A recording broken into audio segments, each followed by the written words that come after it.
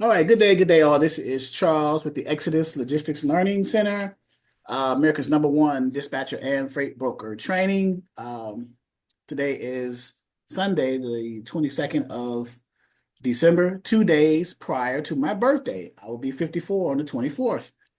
Yay! No, my wife is tomorrow will be leaving. She's taking me out of town for a few days. We'll be back Thursday, so I figure I'd come in and do at least a quick Q&A with you guys, see what's going on. And my wife did tell me to say hello to everyone, and she wished you guys a happy holidays, Merry Christmas, and all those other things. I think the one that says Verity, I think you turned your light out or you did your camera or something like that. Oh, you got your finger. Okay, good. Yeah, I did. Yeah.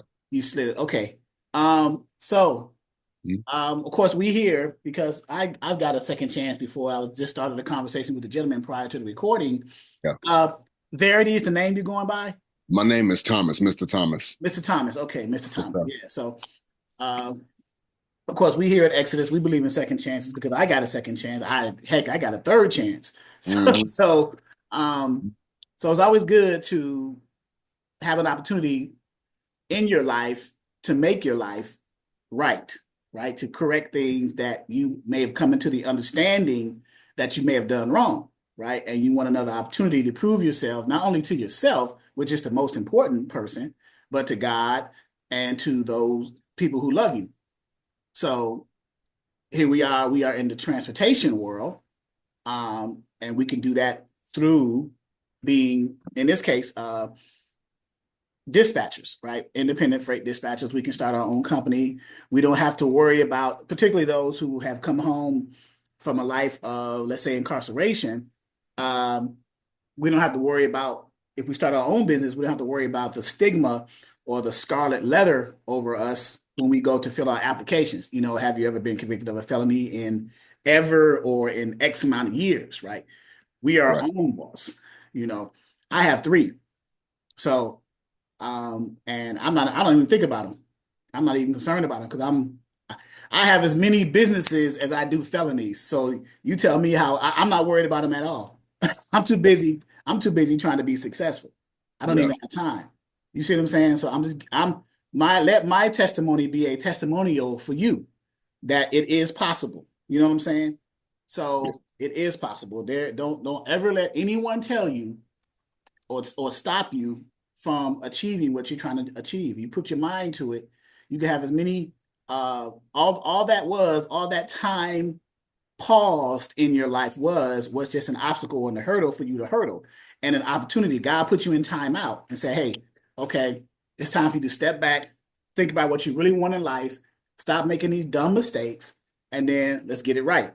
And now, okay, here, let me open this door for you again and present this opportunity for you one more time. You know what I'm saying? So as long as you lift me up and give me praise, and then we go from there. You know what I'm saying? I'll give you everything you want. So here we are, in this world of logistics, the supply chain, dispatching, freight brokering, trucking, right? And by the way, every now and then someone's going to knock on my office door from time to time to get my attention about customers come in and out, wash their cars and stuff. Mm. Good morning, Shiante. So we're believing in second chances today. That's cool.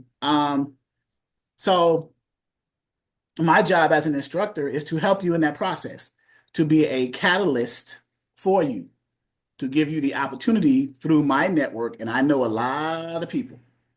So you don't have to worry about getting connected to the right people because I've built over the last 7 to 8 years the network and connections with different people. And we have some who are tuned in now. Like, for example, my moderator, LaDonna, she's a great, the best, and I'm on record, resource for us, right? She knows a lot. So lean on myself, lean on LaDonna, and then lean on prior students or current students who are doing what you are trying to do, right? Dispatching or at least trying to get your business established. Because here's the steps. Here's the hierarchy in this as an independent freight dispatcher. First, you have to come into the understanding, hey, I want to start a business. Okay, what do I do? What's the name of my business? Even the name, something as simple as a name is important, right? Yeah. Because your name dictates your scalability. So, for example, and I'll break that down what I mean by that. Let's say you want to be an independent dispatcher, so you name your company XYZ or ABC Dispatching. But maybe after a few years, you decide you want to say, I want to get a truck, or I want to start a freight brokerage. I want to be the person who gives the loads to the trucks. Well, your name just says dispatching in it. So you kind of boxed yourself in. So you have to circle back and change your name and go through that process. It's not hard, it's just a tedious process. And if you would have thought about it in the beginning, you could have saved yourself some time, right? So Yeah. I suggest people giving themselves a universal name, Yeah. assuming that you're going to scale, like something like ABC or XYZ logistics, Hmm. right? The word logistics encompasses everything. It encompasses everything in the supply chain, from dispatching, from trucking, from brokering, from 3PL warehousing and distribution. Everything is encompassed, umbrella, if you will, under the name logistics. So if you put the name logistics in there, that's your parent name. And if you decide to put fictitious names under that, you can, what we call DBAs, right? You've heard of DBAs, doing businesses as, those are Yeah. called fictitious names. But create your umbrella name if you decide to do that. Because since you're in this industry, I'm assuming, and tell me if I'm wrong, I'm assuming you plan on scaling, not just in dispatching, but at some point going into trucking at some piece, getting a truck or something like that, or maybe even a brokerage, right? Yes. Yes. So, um, so yeah, just so keep that in mind. So that's important. So your name. Now you have to structure your business. What kind of legal structure will you want your business name or your business or your company to be? Do you want to be a sole proprietor? Do you want to be an LLC, which is a limited liability company? Do you want to be an S corp, C corp, however you want to structure? And then if I I submit to you that you would want to do some research on all of those, but let me make it easy for you.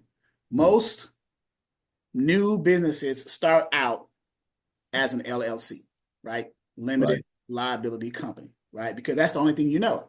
You don't know the other tax benefits or things like that. So even when I started mine, the Exodus Logistics Learning Center (LLC), it Yeah. is still structured as an LLC. So here's the tricky part. Well, not tricky, but here's the interesting part. My business still today, Exodus Logistics Learning Center, is structured from a business perspective as an LLC, but it's taxed as an S corp. Why did I do that? Because as an LLC, you incur an extra tax liability of 15.3%. That's called the SE tax. You may want to write that down. XE tax, which is the self-employment tax, 15.3%, right? When you change, now, so that puts you, whatever your tax bracket is, you add 15.3% to that. And your tax bracket is determined by your gross income that you make. It puts you in a certain tax bracket, right? So let's say you made 300,000, so that puts you in like a 40% tax bracket, just as an example. So Right. you're in a 40% tax bracket, you Mhm. got another 15.3%. So that raised you in the fifth, in a higher tax bracket, right? Oh yeah, by the way, I'm not a tax professional. I did get this information. I do have a CPA who's giving me all of this information, and you can consult my CPA through the website. You can reach out to Eric through the website. Let me share that with you guys while we're here. I just spoke to him yesterday, actually. Um, Under services, affiliates, and partners, and CPA accountant, and I'll paste his information in here right there. Eric Atkins, CPA and Associates, and I'll put that in the chat so that you guys can reach out to him. Let's let him know that Charles from Exodus. I don't get a referral or anything like that. I just want him to know it's my students who are coming to him for services or information. He'll answer any question for you. You got to pay Okay. him a dime. So, um, so that's that. So when you change your company, and I think it's the tax form 2553 or the 8557. I think it's two forms that you change. You go from a LLC to an S corp. When you become an S corp, basically what I did, I'll just give you an example with me and my wife. My wife works for me. She's employed for me, and I employ myself as employees of our company. through our S corp. So I pay myself a salary, which is Mhm. tax deductible. I pay my wife a salary, which is tax deductible, which Mhm. lowers our taxable income, which means we get taxed less by the IRS. So we save more. I mean, that's the art of business, correct? That's correct. So, and also remember that um that 15.3% self-employment tax as an LLC. Once Mhm. you change to an S corp, that goes away. That goes away. It no longer exists. So you go down your tax. So your tax liab if you lose 15.3% of tax liability, that means you're paying less taxes, right? Yeah. So so it's just understanding the at least the beginning stages of the tax code and the tax game. Get with a CPA, let them educate you on the small stuff, and then go from there. I have the actual copy of a tax code. It's like 900 something pages. I'm not going to read the whole thing. I'm just saying I'll go through certain parts. I just use it as a reference, right, as it relates to what I'm doing. So because I'm not corporate, I'm not things like that. The tax code contains everything that any potential person could conceivably do in business. I just use it as a resource for our specific sector. Okay, so. So that's number two. So number one is coming up with a name. Number two is coming up with a structure of your company as a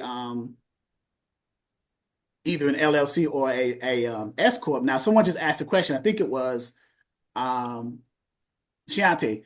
How do you know when you should switch to S corp? And I think LaDonna just answered the question. So once you make an amount over a number, that's when you switch, right? So if $60,000 per year is a good probability to switch. Yeah. So if you get, let's say if you make six figures, 100,000, you may want to consider switching. You know, if you're under six figures, I would keep an LLC. If you're over six figures or getting close to multiple six figures, I will switch to an S corp because remember, as an LLC, the more you make, the more you're taxed. So a good strategy for that is as you make more, switch your structure from an LLC to S corp, and you'll be taxed less, right? So it's basically just playing their game. The best way to play their game is to understand their rules, right? It's simple. These are simple life principles, right? We just have to get our minds state set and configured to if we're going to play in their realm, in their arena, we're gonna play by their rules. Come in. And that's all we do. Right. And Shiante said, yes, it makes sense. So yeah, that's all. So now we got our business name, our business structure, LLC, S Corp, whichever one you do. Next, we're getting into actual dispatching, right? So we got our company set up. Now we need some back end infrastructure for our company, right? Which we provide here in the training. Now, Mr. Thomas, right? Yes. You have, I'm assuming you have access to the portal, to the back office. Yes, I do. Okay, good, good. So this area right here, all the resources back here. So when you decide to go after a carrier, the first thing we want you to do after you get your business set up and structure set up is set your documents that you're going to need. So when you actually do get a carrier that says, "Hey, yes, I want you to be my dispatcher," well, then what do you send to them? How would I know what to send to the carrier to properly be under a considered contract with that carrier? Well, we call that our dispatcher packet, right? And Yes. assuming you've been looking um, you've been navigating through our back office. So our dispatcher packet contains the three main documents that we need that you need to set up for your company, and we provide templates for you.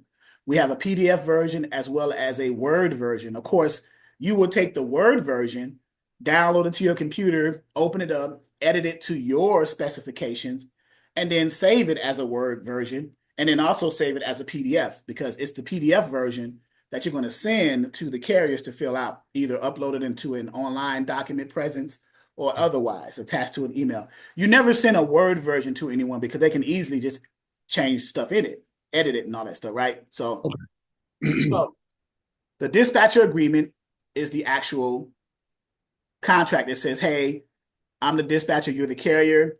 here are my requirements. This is what I do. This is what I charge. These are my services that I offer. I'm just doing a high level overview of what it is, but you could actually read through here, right? You know, Yeah. I'm going to charge you. You can either charge a percentage for each load you get for them, or a flat fee. Let's say for the week, you may charge. You may, irregardless of how many loads you get for them. So let's say you get 4 or 5 loads for the week, you charge them 500, or you may charge 10% or 8 or between 5 and 10%. What we recommend between 5 to 10% per week, right? Or I'm Right. sorry, per load. So, and you specify that here in the contract, which is one of the others, not both. And the one that we suggest that best works for you is the per load percentage as opposed to the flat fee per week. And we give examples in the past of why we suggest that. And then it's just a 2-page contract, and it breaks down, what we do, with the dispatchers, our name, phone number, email, website. If you don't have a website yet, and some of you may not, don't let that discourage you from not sending out your dispatcher packets to the carriers. Truck drivers can care less whether you have a website or not. They just want to know, they just want to be able to get a hold of you in order for you to find them some freight so that they can make money and feed their families. Now, having a website streamlines your business, and it's great. Of course, get a website at some point, but don't let that stop you. That's all I'm saying. Okay? Because I know some people they've been waiting. Some of my students, I'll be telling them, what are you doing? What? 6 months you haven't put together your packet because you don't have a website? No, no, don't do that. That's 6 months wasted. You could have had 2 or 3 carriers by then. So yeah, don't let that prohibit you from pressing forward, in other words, right? So the dispatcher agreement, the dispatcher service agreement, or whatever you want to call it, remember, this is a template. You don't have to use my words verbatim, but you can read it over and then get the gist of what we're trying to say, right? So,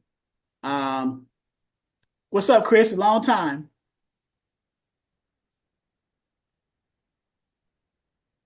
So, Hey, how's it going? how you doing, brother? All right. Welcome back. So, the verbiage in here is pretty straightforward.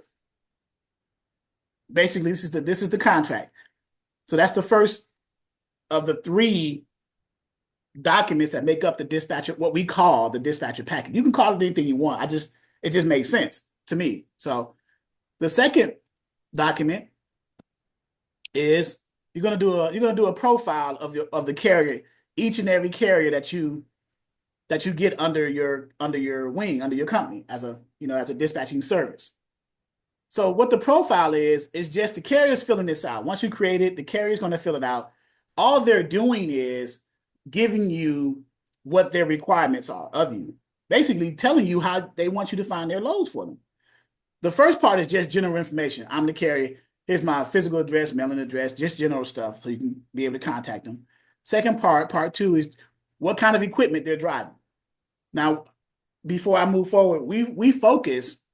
You can try to dispatch for all equipment types, but our main objective here at Exodus is to, at least for the new dispatching services, you guys start off with the 3 major equipment types: the dry vans, the flatbeds, and the reefers. And I'll go over there in a second, those who don't know what that is, what they are. Okay. But it says it right here: dry vans, flatbeds, and reefers, right? They'll tell you what their equipment is, what their assets are.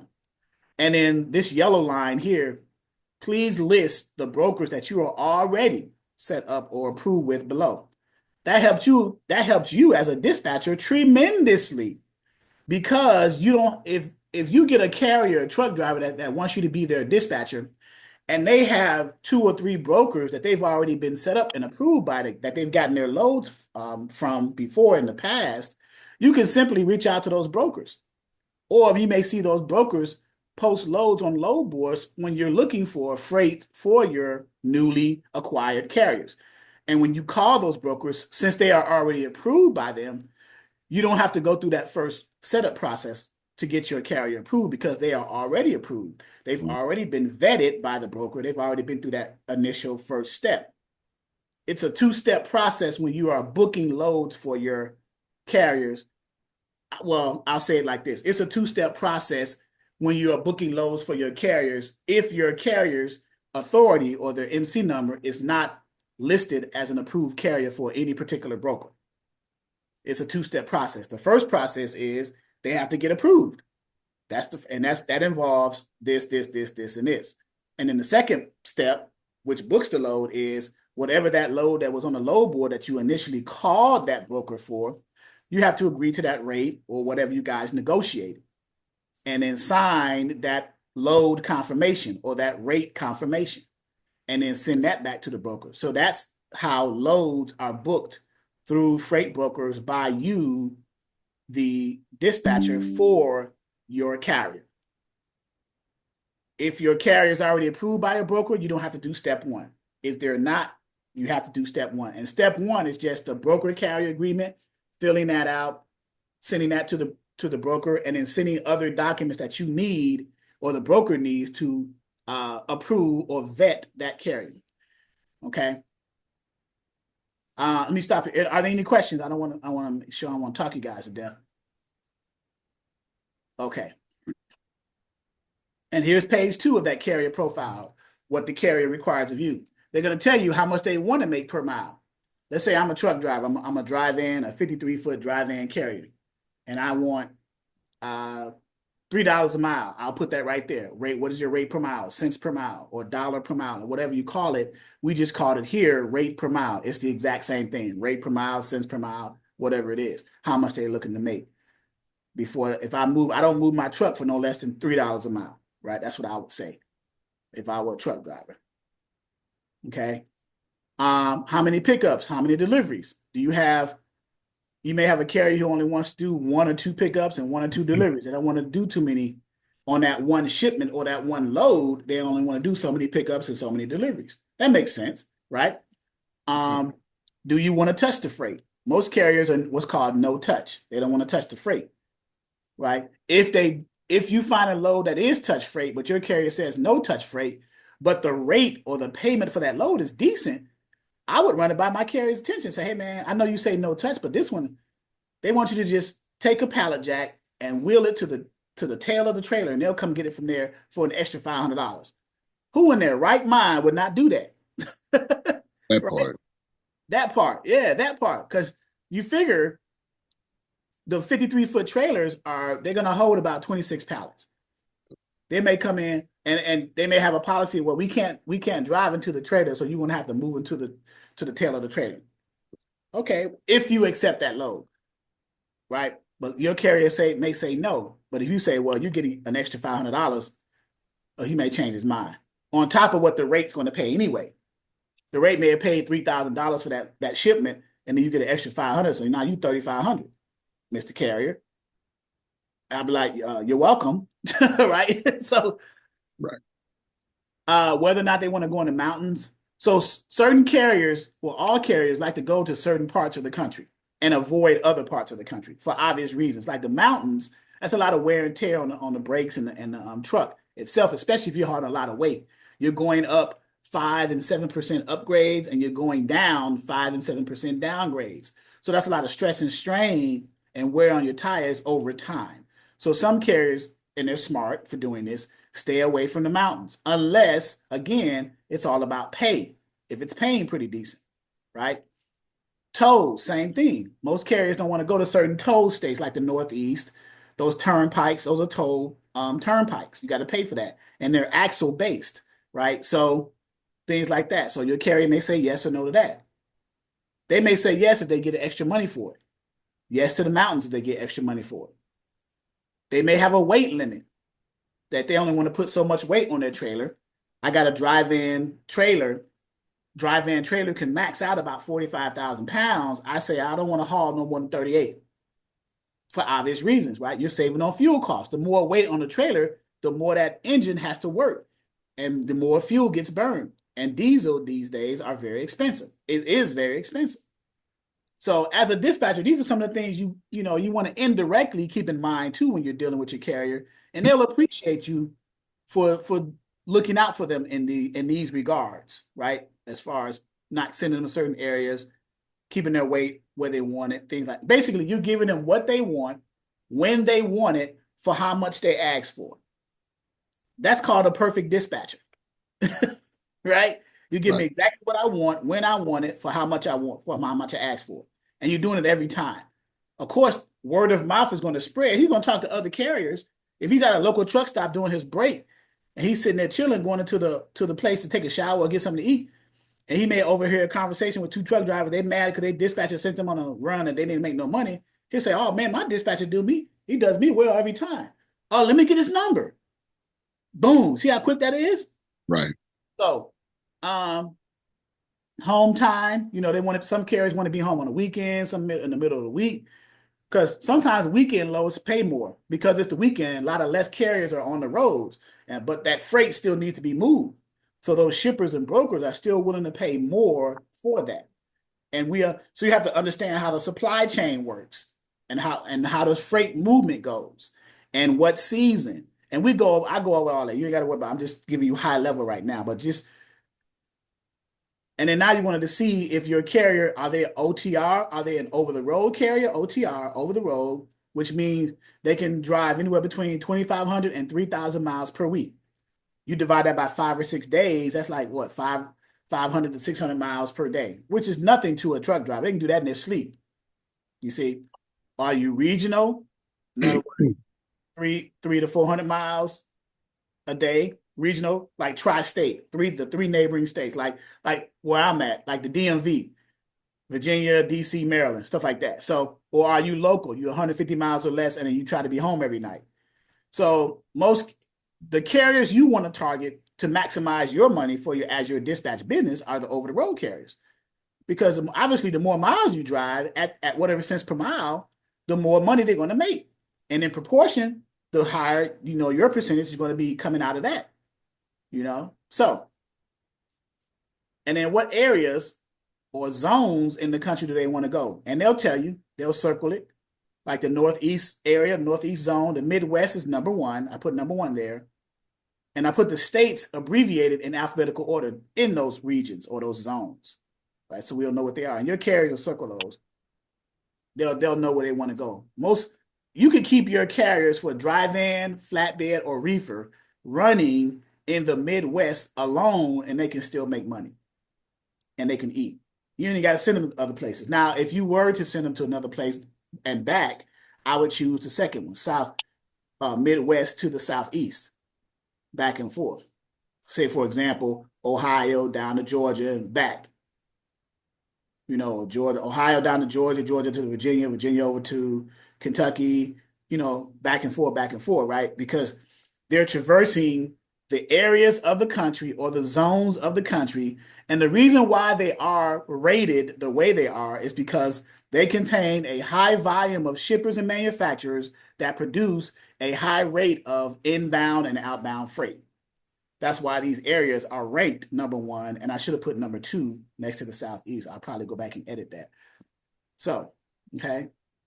And then in our dispatcher agreement in our carrier profile, we put a little note right here saying when you fill out these carrier agreement and dispatcher agreement and carrier profile, please include, and this is to the carrier, you to the carrier, please include copies of not the originals, copies of their MC authority, because if you're going to be working with a truck driver, every truck driver you work with needs to show you a copy of their authority. In other words, something that says that they have the authority to transport freight over the interstate and to get paid for that. And that is a document that's given to them when they get their authority, when they apply for their MC authority through the FMCSA, which is the governing body in transportation for the truck driver, the Federal Motor Carrier Safety Administration. Okay, so you will need a copy of their MC letter in your possession. You would need a copy of their certificate of insurance. So you wouldn't want to be a dispatcher for a carrier. Tell me if this makes sense. Would you want to be a dispatcher for a carrier who does not have insurance? No. Okay, thank you. And that's just not for Mr. Thomas, that's for everybody. But but so so they need to have the insurance to cover what they have the authority to transport. right? That's number one and two. And then number three, a W-9, which shows that they have an EIN number or a business, a legitimate company. These are the three documents that you're going to, when you are onboarding or getting your carriers vetted with the brokers, this is what brokers ask you or your carrier for when they are setting them up for their brokerage. If a truck driver cannot provide a freight broker with copies of their MC authority letter, their certificate of insurance or W-9, chances are they're not going to get approved by the brokerage. And then chances are they're not going to get a load and make money. So when you are setting your carriers up for your dispatch service, you guys, make sure you ask for copies ahead of time of these documents. It just makes sense to have them in your possession as a dispatch service. So now when you go to each and every broker to try to book loads for your guys, you already have these copies in your possession and you wouldn't have to chase your carrier down asking them for copies of them. They may be on the road, they may be at a truck stop, they may be at a loading dock, they can't get to it, all those things. So why not get everything up front ahead of time? That makes your company look more efficient, right? You got everything you need. Okay. And then there's another piece that we go over a little bit too. If the carrier is working with what's called a factoring company, then you would need a copy of the carrier's factoring company's credit application and their notice of assignment. The notice of assignment says, hey, we're the factoring company.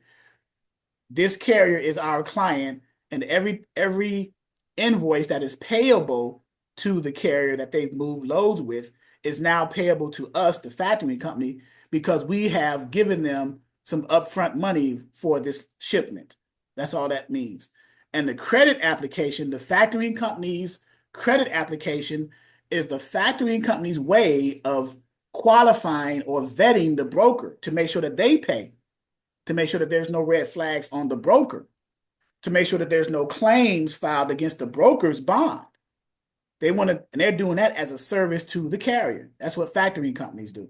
Okay, and you'll get into that later on. We'll understand all that later on. What factoring, the purpose of a factoring company. So that's the second document. So the first document was the agreement. The second document was the carrier profile. And then the third document, which some people get a little confused by, but it's not really that confusing, is called the limited power of attorney. All this is, let me just say this in one sentence. All this is, I'm the truck driver, you're my dispatcher.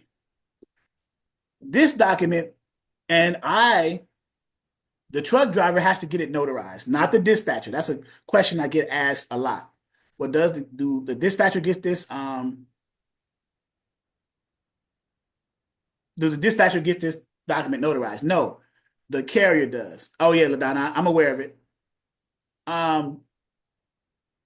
All this document is the truck driver, me giving you, the dispatcher, permission to fill out the paperwork on my behalf. So when you're dealing with brokers, let's say you're getting me set up with a broker that I'm not approved with, my MC number is not in their system. So you would have to go through the whole broker carrier agreement, fill that out, send it in to the broker along with these other documents. And then with the rate confirmation, the same thing. All the limited power of attorney says is the carrier is giving permission to the dispatcher to represent them. And this is a notarized document in front of a notary that says that. That's all it is. It's just verbiage in here to make sure that it's legal.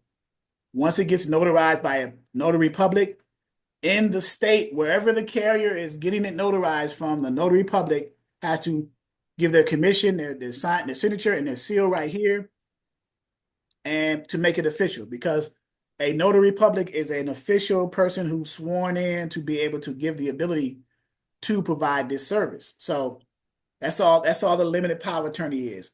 The truck driver giving the dispatcher permission to fill out those documents that's needed to get that truck driver loads, which is the broker carrier agreement and the rate confirmation. It's only two documents needed to book a load, assuming your carrier doesn't have their MC a part of that brokerage, or they're not set up with a brokerage. Broker carrier agreement,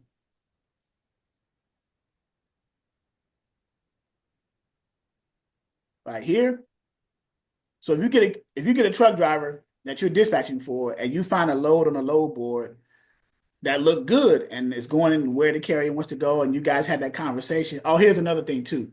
Never book a load for your carrier through a broker without first having that conversation with your carrier. See if they actually want to take the load. Although it looks good to you, the carrier still may not want it because it may not be going in the direction they want to go.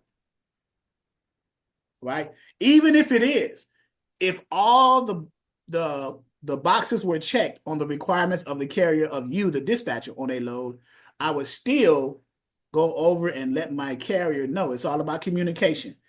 That is real big in this industry, especially between a dispatcher and their truck driver.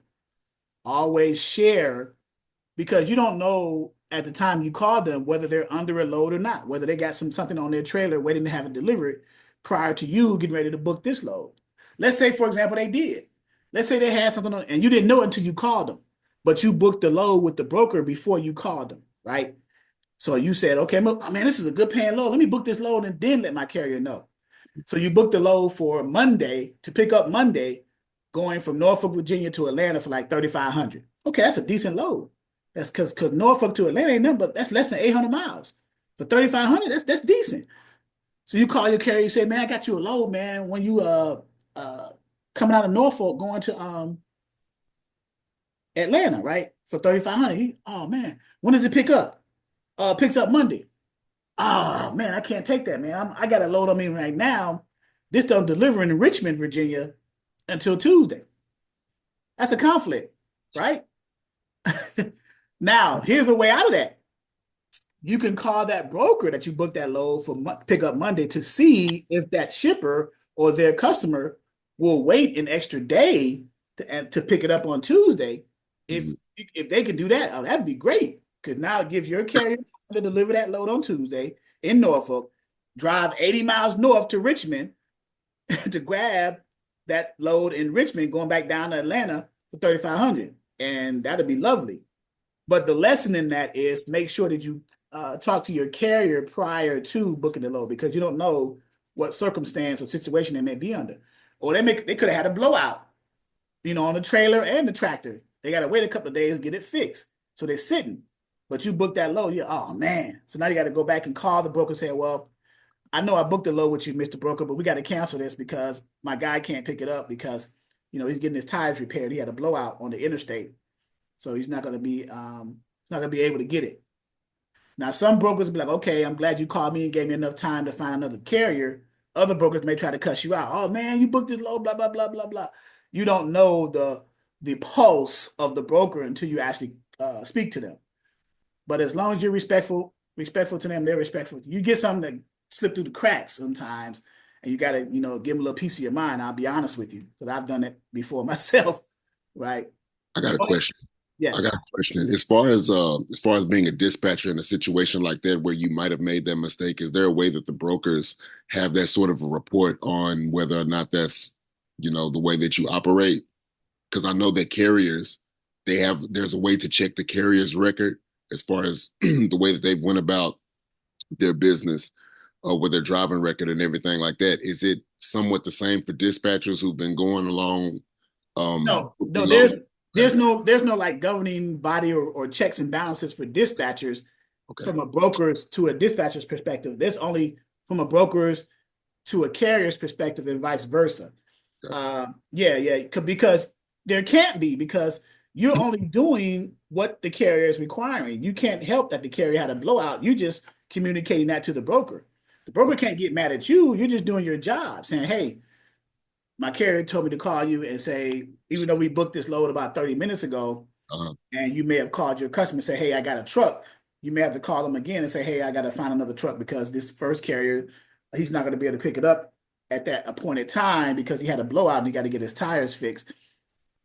So it depends on, but to answer your question, no, there is no like checks and balances for the dispatcher from a broker's perspective. Okay. Thank you. Yep. So any other questions?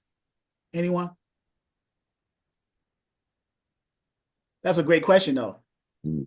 All of these because things that you're showing us now, I'm certain that's not all in paper. I'll be able to get these to the carriers digitally, of course, right? So this document right here on the screen, this Yes. one is just for you to see what it looks like. This is a document that the broker is going to either send you if you're representing your carrier and moving loads, try to dispatch for them, or send it directly to the carrier. Okay. This is a broker carrier agreement from the broker to the carrier or the carrier's dispatcher, which is you. So you don't have to have access to matter of fact, you don't have access to this. This is a broker document. I just have a copy of it so you'll know what it looks like. An example as a template. This is a generalized one that most brokers use because it's a common one. Same thing with the rate confirmation or the load confirmation. You won't have access to this. This comes from the brokerage because this is what they're telling them what they're going to pay them. It's either going to be called a load confirmation or a rate confirmation. A Mhm. dispatcher does not have copies of this. This is just an example. This is just an example of what one looks like when a broker sends it to you, the dispatcher, or to your carrier. If they don't have a dispatcher, they'll tell Okay. you what the load number, the details of the load, pieces and pallets, how much it's paying, where it's picking up from the shipper, where it's delivering it to the consignee and the receiver are the same thing. It just uses a different name. So you got the consignor or the shipper or the consignee or the receiver. Okay. This particular piece just used them interchangeably, the names differently. But I give you the names, all the different synonyms of a shipper and all the different synonyms of a receiver. So the shipper is a pickup location where the load is being picked up, right? Yeah. Or another word you're going to see is called the origin, right? You got origin, destination, you got shipper, receiver, you got pickup, delivery, you got consignor and consignee. So you're going to see them used interchangeably. But when you see them, you'll understand what they are now. Okay. The pickup shipper origin is always the place where your carrier is going to go to get their truck loaded with that shipment in order to start their drive, their run. Mhm. And then the delivery location or the receiving location is where they're going to end up delivering that load and getting their trailer offloaded and getting paid for that shipment. Okay. And in between that, you may have multiple stops in between, and if you do, it'll say it on the rate confirmation. It should say it, right? Because you got some brokers who try to be tricky. You'll see a load on a load board and say it'll pick up in Atlanta and go to Norfolk, or pick up in Atlanta and go to Detroit, and you'll see that on the load board, and you'll think it's just a one pickup and one delivery. Then Mhm. when you get the rate confirmation, you got one pickup and three deliveries, with the last delivery being in Detroit, but you didn't know that there was other stops in between because Mhm. the broker didn't tell you, So it right? was a partial load, but they didn't say anything. Well, it could be that, or they were just trying to trick you, just to give you at they try to give you at the rate of just the one pickup and one delivery. But if you got extra stops, that's extra money Okay. because that's extra time for the carrier. You know what I'm saying? So carrier be like, he's wasting my time. I got to pick up in Atlanta, then I got to stop in South Carolina, then I got to stop in Virginia, and then I got to stop in Detroit. I see. So I got to get paid for that. I'm burning fuel. I'm wasting time, right? Yeah. So as a dispatcher, you want to be when you get a load on a load board, you ask them certain details of the load. Even if you see it says, okay, it picks up in Atlanta and it delivers in Detroit, you can ask the broker a question like, is that a straight through? Or is that a one and one? Is that a one pick, one drop? And if they lie to you right there, then you got them on the hook, right? They say, yeah, that's it. But then they send you a rate confirmation, the document to sign, and they got pick up in Atlanta, stop in South Carolina, stop in Virginia, and then the final stop in Detroit. They just lied to you. So you have every right to go over that with your carrier and say, hey, man, we can either cancel it or ask for more money. Yeah. But before you sign that rate confirmation and send it back, well, before you sign on behalf of your carrier, sign and print. Because when you sign and print, you're not signing and printing your dispatching service information. You're signing and printing the carrier's signature and the carrier's printed name. Remember, that's what the limited power of attorney gave you permission to do, right? Mhm. That's what that notarized document gave you permission to do. You're signing on their behalf. Now, they know you're doing it because you're either on the phone or you've already talked to them and say, hey, man, we got the rate con. If you agree to it, I'll go ahead and sign it and get it over to the broker quicker. Because sometimes the carrier can't sign it. They're too busy driving or they're at loading dock waiting to get unloaded and offloaded. They don't have time to do it. That's the whole point of a dispatcher, right? To make Okay. it convenient for their next load and their next load and their next load and so on and so forth, right? And when you sign for a carrier and you see the word title, you always put always owner. The carrier is the owner. You put the owner. You sign their name, print their name, and put owner under title. Okay. And then, of course, you could put their phone number and then put a forward slash, your phone number as an alternate. Okay. Okay. Because that way, the broker, because sometimes brokers, while the carrier is transporting the load, when they picked it up at the shipper and let's say they're in the middle of transporting, sometimes brokers will want to call and do what's called a check call to see the status of the transport. Say, where Uh-huh. you at? What's your 20 or how's it going? What's your ETA? Just to ask questions because they got to report to their customer, which is the shipper and the receiver, the status of it. They'll report via email because the shipper say, "Hey man, how's that load coming along?" And they'll say, "Okay, let me check," and I'll reach back out to you via email or phone call, and they'll hang up with them and then they'll call the driver who's in the truck. Hey man, what's your 20? What's the status? You know, things like that. So they want to make sure that the transition of the process of that shipment is going smoothly. And if there's any um, inconsistencies or any emergencies, let's say the driver got stuck in traffic, may got a flat tire, anything, the driver should call you or that broker or both to let everybody know that something's wrong so that we can make provisions to for the delay. Let's say he's stuck in traffic. Let's say he's on I-90 or I-80 up in the northern part of the country, and it's a snowstorm, and he's stuck in traffic.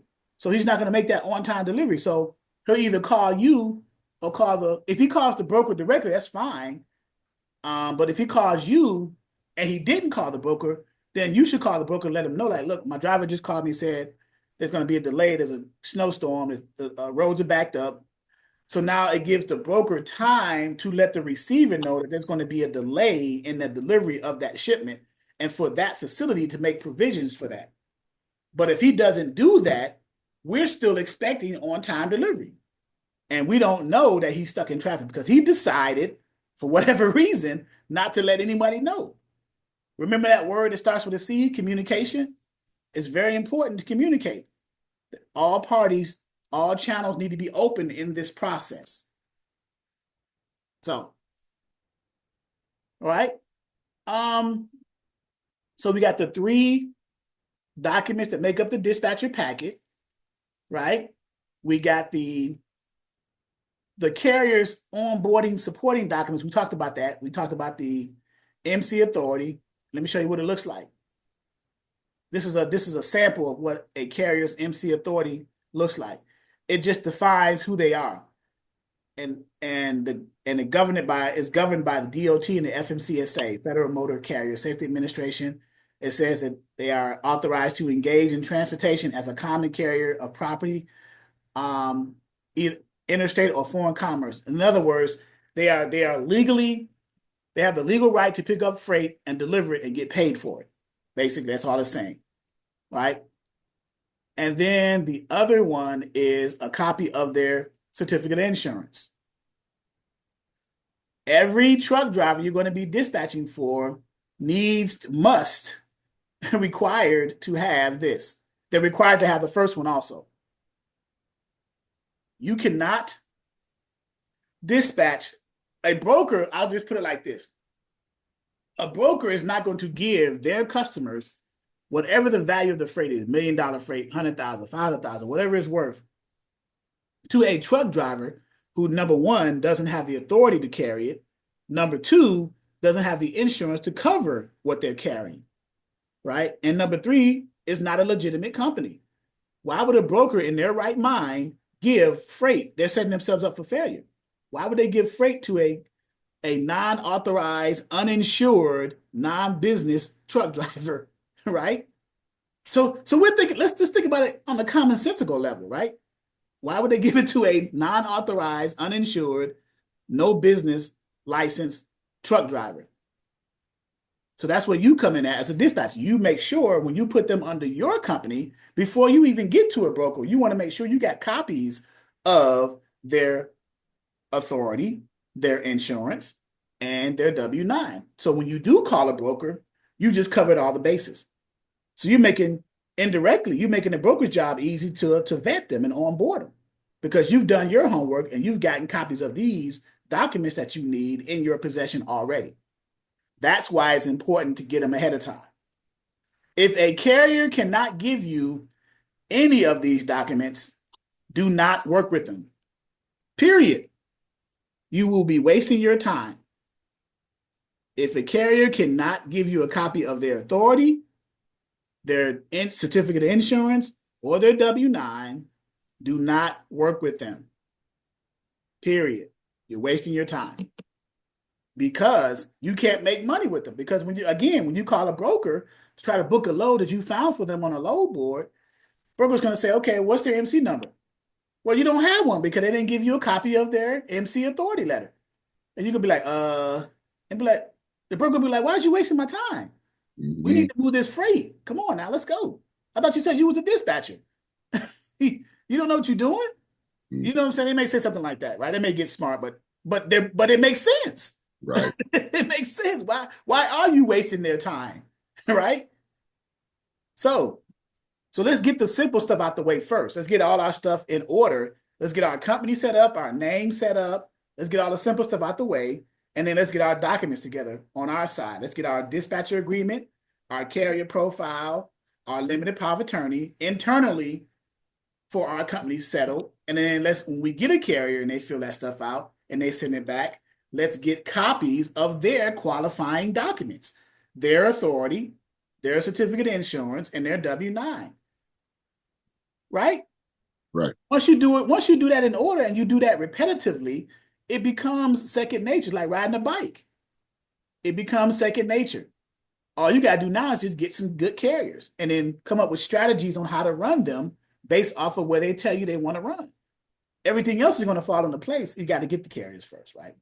How do you get the carriers? You go truck stops, cold calls, social media, word of mouth, right? Referrals. I mean, there's several different ways. We're coming into 2025, so those concepts are still they're universal. You still can doesn't matter the year, you still can do the same concepts, right? Truck stops. Um, I often caution if you're a female going to truck stops, never go alone or at night, right? You want to be protected, of course, because we still got weirdos out here. That So part. you got to be careful there. Um, take some goodie bags with you, maybe. Take copies of your agreement in case you get into a good conversation. I remember years ago when I got one of my carriers, I was at a Love's off of 58 in Franklin, Virginia, and they had a Bojangles chicken spot there, and I treated a guy to a lunch because I saw he had the blue parrots on. The blue parrots are the headsets that most truck drivers wear. They're the advanced uh, headsets. For you truck drivers, you know what I'm talking about, blue parrot, right? So I said, oh man, you an owner operator or company driver? He said, I'm an owner op. I've been doing it. You know how owner ops talk. They talk like they the masters of the universe. Yeah, I've been doing this for 15 years. Blah, blah, blah, blah, blah. I'm like, okay, I just asked you a simple question, bro. Are you an owner operator or a company driver? You got to go off the deep end, right? So, but he said what he said. I said, can I ask you a few questions? I mean, like, what are you buying for lunch? Let me treat you to lunch, man. I'll ask you a few questions. Is that a fair exchange? He's like, yeah, certainly, certainly. So sat him down. We started conversating. He told me how he ran, how long he'd been running, and things like that. And I got him, you know, as a carrier because I told him I said, look, if I can match or exceed what you gross per week, would you at least consider me to try to find your load as a dispatcher? He said, of course, that would be foolish not to. I said, you're absolutely right. But and this was about 7 years ago. So I got him, and this was like yeah, this is pre-COVID. So back then the rates were a little better. It was a little bit easier to get carriers. There was not a lot of double brokering and all this nonsense going on right now, like there is right now in the industry. So you guys are coming in at a time where there's a lot of foolishness going on, right?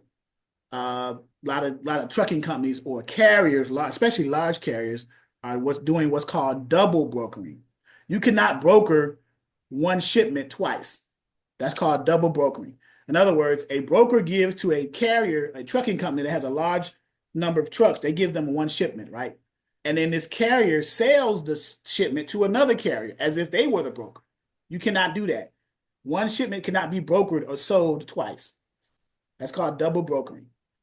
That's become prevalent right now. So much so that the FMCSA and all these other governing bodies is trying to come out with legislation, which is sad.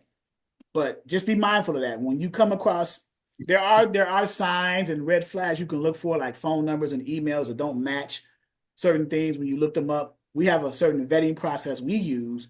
We'll look them up in Safer and things like that, and we'll see what their information's there is, and then we'll match it to what they provided to us and see if there's a difference, among other things, right?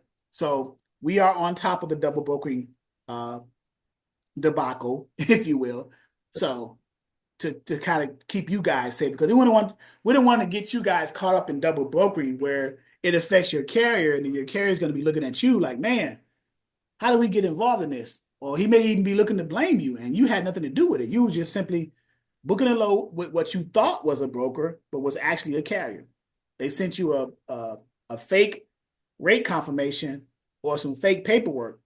Whenever you get something that involved that you think is wrong, you get a gut feeling about it, dealing with a carrier and a broker, just simply reach out to me and I'll definitely go ahead and clear that up. Make sure it's not double brokering. That way and then I'll teach you and show you why it is what it is or what it isn't. That way you'll know in the future, right? You'll be able to understand it. So we're here to protect not only the carrier, but primarily you guys. This is a dispatch training. So we protect you, which ultimately protects your carrier because you're taking those transferable skills and you're passing them on to your carriers. So, all right. Hopefully this was some good information. I said I was going to do an hour today because we're getting ready to move out for the holidays. But any questions? As far as getting new carriers, you said that cold calling is one way, of course. There's also putting the feet to the ground and going to the truck stops. I'm assuming that using like employment websites, like just like monster.com or whatever, things like that. Is that one way to kind of go about doing it? Yes, that is correct. Also, a good one is called LinkedIn. You ever heard of LinkedIn? That's what, yeah, And LinkedIn. Yeah. then we have a resource back in our portal under our load board section called Trucking Planet, uh, where it lists, let's go here, it lists owner operators. Like when you log into it, it lists the owner operators. And I gotta let me stop the share and look up the um, login real quick if you don't mind. So what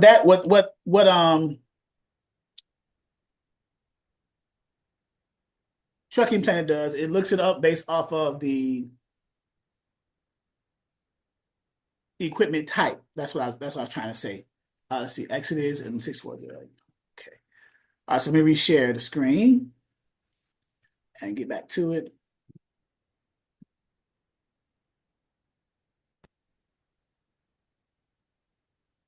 All right, so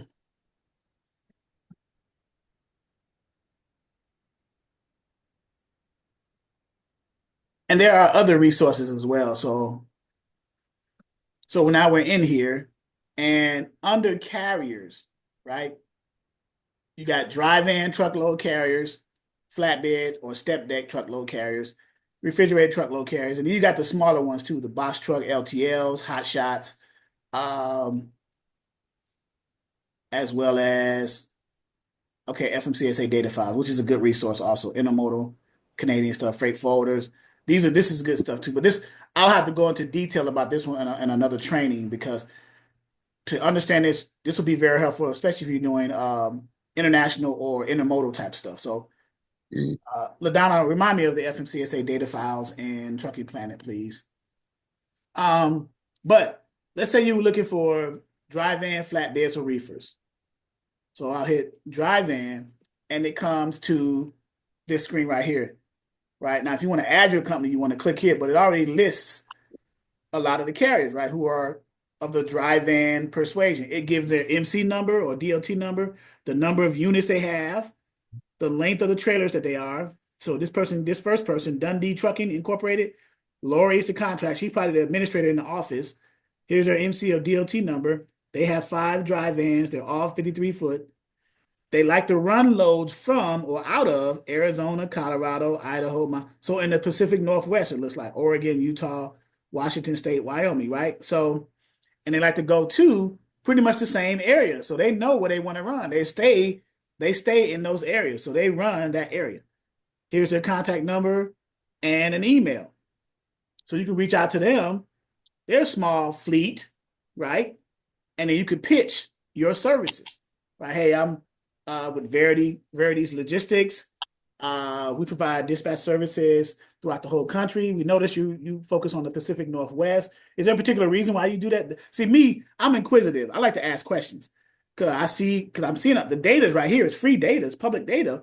But Mhm. I'm just curious, why do you like to run in that particular area? I see you don't do California, but you do Arizona Yeah. and you go around California. I'm assuming they don't do California because of AB5. So, they have an assembly bill in California where they're trying to force the owner operators to be employees, which most owner operators are saying, no, we're not going to do that. Yeah, that's a long story, Mr. Thomas. We'll have to deal with that. It's weird. Just Google AB5 California and you'll be able to read that nonsense. But so yeah, so you just look them up, give them a call, say, hey, I'm with, Veritas Logistics or whatever you call your company or whoever, not just Mr. Thomas, but anybody, ABC Logistics. I'll just use a broad example. And we provide such type of services. Um, how much you looking to run your trucks for? What are you trying to gross per week for your trucks?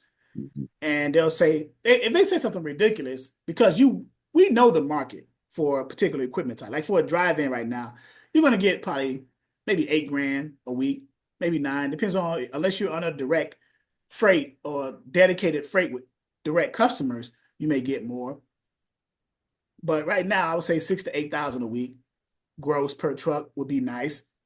So if they say something like that, then you say, okay, well, if we can match or exceed that, would you consider working with us as a dispatch service? And here are the other services we provide. Dundee Trucking, for example, right? You may help them with invoicing. You may help them with billing. You may help them with sending stuff to the factoring companies or other menial services, administrative services outside of dispatching. Now, before you consider doing extra services as a dispatch company, Mhm. master dispatching first, right? Right.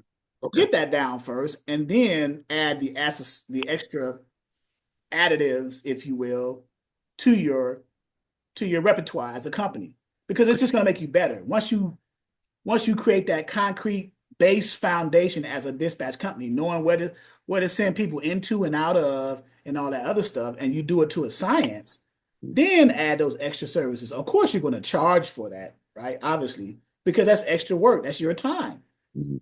right? In addition to dispatching, the other things are your time, right? So you want to charge for your time. But yeah, that's another place. You know, you talk to them, either over the phone or via email. They'll either way or both.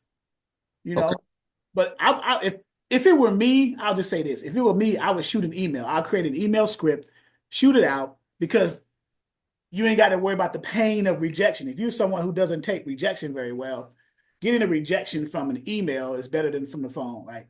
But if you get a lead from the email, something that's positive and is going in the right direction, then I would follow up with the phone call and then close the deal. It's like a sales funnel. Close the sale through the phone call from the positive response of the email, right? But use your email as a soft landing spot for rejection, right? So Now, that's just I that's want to just make sure this is just one of the areas to get this information right. This website is just one. one of many. Yes, correct. Okay. Okay. Yep. And we have email scripts in our portal. All right. Yep, we have email scripts. Let's go to our main menu. And tools and resources should be under, or it's either under forms and documents or tools and resources. Here we go. Carrier call script, and we should have an email script up here too, but if we don't, the call script should have the email script in it. Okay. Uh, Broker email. Yeah, we got a whole bunch. I don't forgot a lot of stuff back here because there's so much. But that's a good thing actually. But yeah, just got to make sure. Yeah, so we got call scripts, and I thought I had emails, voicemail, and okay, yeah.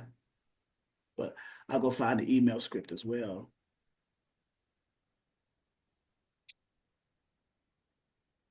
But yeah, let's go to forms and documents just as an added lookup before we.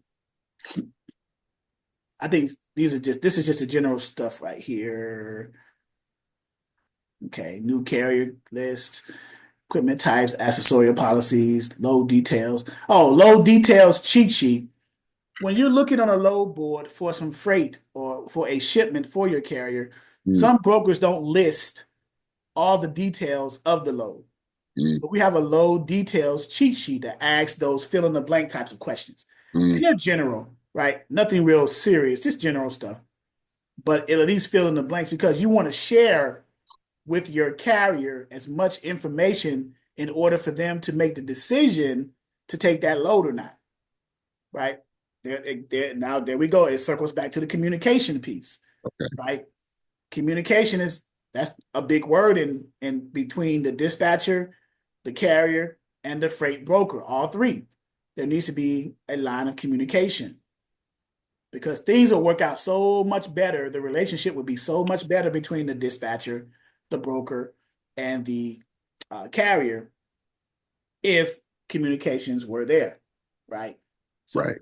Right. I was listening to you do an interview one time, and you were talking about how when you're dispatching that there's a certain lingo, a certain verbiage that you need to learn because they're not always going to speak like it's kind of like shorthand and a lot of like um initialing of what is required for the load. You know what I mean? Like right, it's right. not Like, always so the truck jargon, jargon. Yes, yes. right? Is that something that's here, or is that something you just learn as you go? We learn as we go. Now it's here on a small scale, but you learn as you go. So, and I talk about it a lot too. Yeah. Hey man, are you under a load or looking for a load? What's your equipment type? What do you got? You just so what that is, what you just said, Mr. Thomas, is Yeah. that's an icebreaker, Oh, right? That's okay. like an icebreaker. Okay. Yeah. So, oh yeah, we do have ebooks as well. So under the orientation, LaDonna makes a great point. Under our orientation, that's all included in the package. We have our ebooks right here. Dispatcher 101. Are you under a load, looking for a load? That's probably where you're going to find the verbiage at, you know. And then the carrier packets and the rate cons, which is the two things that's used to book a load for your carrier. The Dispatcher 101 is just the overall course in ebook form, right? So you read through that as well, and everything's going to coincide with each other, the online presence as well as the ebooks. It's just because it's repetitive because we want you to learn it, to actually master it. Once you master it or get close to mastery, you're going to be one of the probably the premier dispatchers, in my opinion, right? Toot. I want to toot my own horn, but so yeah, because this has been done since we've been doing this training, the Exodus Logistics Learning Center, since 2019. So that's 5 years. So we've come across all the mistakes and we've enhanced all the things that we need to enhance. And it's a continual process, Hmm. right? It's a continual process because as you just like life, it's a continual process. You learn, we don't know everything in life. As we come into new experiences, we decide whether we want to add that experience into our life memories bank, right? And use in our life, or to discard it, right? To use or not to use. Same thing in transportation. You come into certain experiences with the truck drivers and the brokers, you decide if you want to add it to your repertoire or not. If it's going to be beneficial or you just need to discard it. It's the same concept. It's a universal concept. Hmm. Hmm. So, yeah. But yeah, Okay. that jargon, most truck drivers still ask things like, you still ask them, hey, are you under a load or looking for a load? This is you, the dispatcher, talking to the truck driver. Are you under a load or looking for a load? Well, what does that mean? I'm not under a load or looking for a load. In other words, under a load, do I have some freight on my trailer right now to be delivered? Or looking for a load, I'm empty and I need some freight on my trailer. So under a load, you have freight. Looking for a load, you're empty, right? What's your 20? In other words, where's your current location? Where are you at right now? Oh, I'm in Plano, Texas right now. I'm trying to get out of here, man. I've been here for 3 days. I'm trying to head to the Northeast. I see. I'm on I-5, I-10, heading eastbound, heading towards Louisiana. Yeah, they talk, I'm Right. on CB talking to some of my partners, man. I'm on Channel 13. You can tune in if you like. Just stuff, you know, especially the country boys. They be talking real. I'll be like, oh my God, I need a translator. But Yeah. but it is what it is. Yeah. But you'll pick up on certain things that we can what I'm going to start doing again in 2025 is probably uh calling live in the Zoom carriers so you can actually hear what they say. Okay. So Um, that'll be awesome because now you'll be able to say, man, Charles and that carrier just going back and forth because we're going to. We're going to go back and forth. And you're going to hear it. You're going to like, oh, okay, I see it now. It's basically just a conversation. okay. That's all it is. It's just a conversation. It's just in the language that the two people who are conversating understands, Okay. right? That's how you reach people. You reach them in the language that they understand. Okay. Yeah.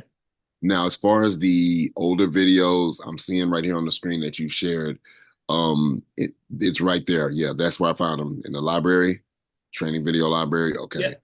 Yep. I'm gonna click that now. Okay. And there's a little delay. I don't know why I gotta check my website space, but hmm click it and it goes to the training videos library. They are grouped in the months of the year. Okay. Okay. And and then within each month of the year, they're the current year of that month in descending order. So it'll start off in the most recent one. So 2024, let's say we click December. It'll be December 2024. So it would have been the last one that we did in December, which was 2 weeks ago, and it'll go back. So, and it'll go down to the next one, and then the next one, and then go down to the previous year, 2023, 2022, 2021, 2020, and then 2019. So it goes from the most recent year to the less recent year in the order of the month that you select because you click one of the 12 months and then you go to that video of that in that month. Okay. So right here, training videos. So for example, we're in December, right? So we click December. You say, well, Charles said go to November. There was a video that he went over in November. He didn't know the specific date, but he said check November. You may find that video. So you go to November, boom. So right here, November training. So the reason why November shows up first, you would think, well, if it's in the month, you think January would start first, right? Well, back in 2019, when we first started doing this, in 2019, it was in the month of November. That's why we started putting our recordings in that month. That's why you see November's first. Okay, just because people ask me that question all the time, why isn't it January? I just left it that way and just explained why. You know, so right here, November, you see November 24th, 2024, then the 16th, 2024, then the 13th, 2024, and you just go so on and so forth. Let me minimize this screen here, and then then the 19th, 2023. You notice the year 2023, 2023. Now we're in November. Then we got 2022, 2022, November's 2021, 2021, all the way down Okay. 2020. You see what I'm saying? We've been doing it for, and then 2019. So the last video in the month of November for any year was November 20th, 2019, 11/20/2019. And it was called Dispatcher 101 Basics and Strategies. And you can see the evolution of the website too. The website was different and everything. And then it goes to the month of December. And then you can go back to the top and choose another month. You go to March, it'll scroll down to that month and do the same concept. Okay. Right. So you guys can see the screen because someone said they couldn't see the screen. You guys can see the screen, right? I What I'm can. sharing? Yes. Okay, okay. Someone said they couldn't. Okay, all right. All right. But you see the concept. So we're in March now. And if you ever want to go back to another month, you just go down to the bottom right and click back to top. Uh-huh. And it's we got now close to 400, maybe 450 videos in here. So It's a lot of info. a lot of very much so. There's so much stuff included in here, man. I wanted to give you guys so much value Thank you. that yeah, so Okay, so the OTR solutions, right? Is it a good idea to work with them in any sort of way? OTR is a good factoring company to work Okay. with, but as a dispatcher, you won't you so dispatchers cannot contract with factoring companies. Their carriers can. You can get into a and kind of an affiliate relationship with factoring companies whereby if you bring them carriers, they'll give you a certain percentage for doing that. If they approve that carrier, they'll give you a kickback, right? Mhm. Now we have a factoring company that we've been dealing with since I've started. Um, they're called Seven Oaks Factoring. I think they're under where is Seven Oaks on here? They're under services. So you go into services, affiliates and partners, and factoring. So we have Monica Case over at Seven Oaks, 25 years experience, Mhm. and she knows what she's doing. And she comes on to our trainings every so often and breaks down the concept of what factoring is. And we learn something new every time we talk to her.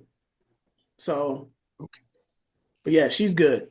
But OTR is good too. OTR, so Wade Fenton, which is a gentleman, a black guy with OTR, he's been trying to get me to uh, be an affiliate with them. But when I commit to someone, I don't leave them. So I've already made the commitment to Seven Oaks. So I told Wade, you can send me as many emails as you want. I'm not switching to OTR. I've already chosen Seven Oaks, right? Because I haven't had a bad experience with Seven Oaks. So I don't have a reason to, and I don't want to put two different factory companies in here to conflict with each other. I'd rather have Monica stay here with Seven Oaks. So it's just all about honor and commitment with me. You know, I give a person my word, I plan on honoring it. Respect. So, and she's good. I mean, even if I wasn't a person who honored their word, she's still a good person. She knows what she's doing. I mean, she's very good. I can't say anything bad about Monica. So, as a matter of fact, she sent me a Christmas card, me and my wife, the other day. I got it in the mail. So, I That's mean, good. it is what it is. Yeah. So that's what you got to do. So over time, you will build your dispatching network up with people that you've gotten into relationships with. That's how Okay. that works.